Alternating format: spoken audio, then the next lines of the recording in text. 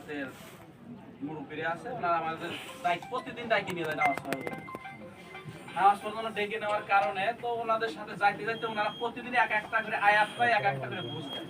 তখন থেকে আমার জ্ঞান ফিরল আসলে তো আমি ভুল রাস্তায় আছি।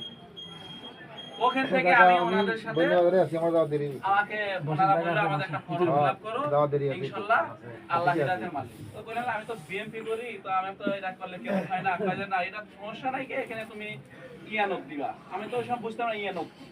তখন আমাকে ইয়ানত হিসেবে ওনারা আমাকে জয়েন করাইলো। তো এখন ওনারা কিছু বই দিল পড়ার জন্য। তো ওর থেকে আমি কিছু বই পড়া শুরু করলাম। বই পড়ে দিলাম, খুব ভালো লাগে।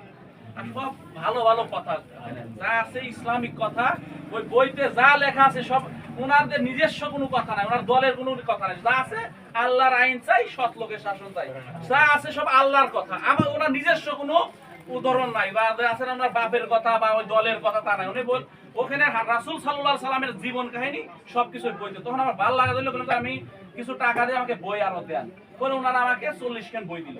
40 খান বই যখন দিল তখন আস্তে আস্তে পড়া শুরু করলাম। আর আমি প্রতিদিন কয়েকজন আমার জামাতে পড়ি, কোথায় কি করি, মানুষের উপকার করতেছি, এইগুলো লিখে রাখি। লিখে রাখতে রাখতে তো ওখান থেকে আমার প্রতি ওনারা আমাকে খুব ভালোবাসেন, যে কোনো সময় দাওয়াত খেলে আমাকেই দেয়। তখন দেখলাম আমার প্রতি আকর্ষণ হইলো। তো আমার প্রতি আমার শ্রমিক আবার আমাকে, আমি আগে মুখ দিয়ে ভাষা খারাপ করতাম, শ্রমিক পালের মুখের ভাষা একটু খারাপ হয়ে যায়। তখন থেকে ওনা বললো যে মুখের ভাষাতে আল্লাহ জান্নাত দিতে পারে, মুখের ভাষাতে তো জাহান্নামে নিতে পারে। ওখান থেকে আমার মুখ ভাষাটা কন্ট্রোল করলাম, করে লয়া ওনাদের রাস্তায় আসলাম। আসিয়া এখন থেকে আমার মুখের ভাষাতে কখনো আমার যদি কেউ রাজাকারও বলে আমার মুখ দিয়ে খারাপ কথা বলে না। এই যে আদর্শের ভিতরে আমি যখন জড়িয়ে গেলাম তখন আমার মনে খুব প্রভাব দিল না। আমি মনে হয় আমাকে আগে সারা যেরকম মূল্যায়ন করতো তার চেয়ে বেশি মূল্যায়ন আমাকে বেশি করে, যে কোনো কাজে আমাকে আগে রাখে। তাই আব্দুর রহিমকে ওই দায়িত্ব না আব্দুর রহিম পাই, আমি গেলে আমার শ্রমিকদের যেভাবে বুঝাইতে পারি আগে যেভাবে না বুঝাইতে তার চেয়ে ভালো পারি।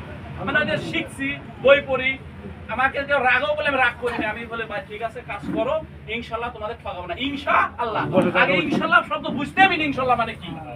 তখন থেকে আমরা বুঝা ধরলাম, তখন দেখলো দেখেন আপনার তো অনেক ভালো মানুষ, সব আল্লাহ তাআলার ইচ্ছা থেকে আমি বস হয়ে গেলাম। বস থেকে আল্লাহর দোয়ায় এখন আমি 17টা কোম্পানির ম্যানেজার। ইনশাআল্লাহ আপনাদের দোয়ায় আমি এমন একটা বেতন পাই, আমার বইনের ভিতরে হয়তো 10 জনের আমি আছে।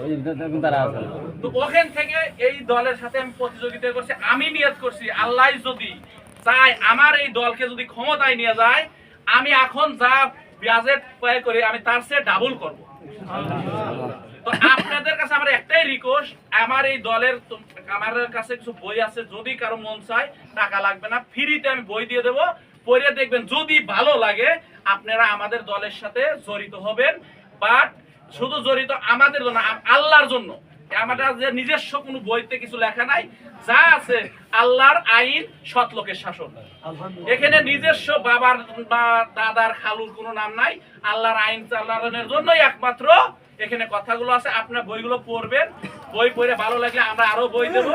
গ্রামবাসীর কাছে আমার একটা রিকোয়েস্ট, ভোট যাকেই দেন সৎ লোককে দিবেন, যেন ওই লোকের দ্বারাই যেন চুরি চাঁদা সন্ত্রাস না হয়। তাই এই রিকোয়েস্ট রইলো। আমি তো বলে আমি বয়ান দেওয়া জানি না, কিন্তু আল্লাহর আইনের জন্য আমরা সর্বোচ্চ চেষ্টা করবো। আপনি আমার জন্য একটু দোয়া করবেন। ঠিক আছে।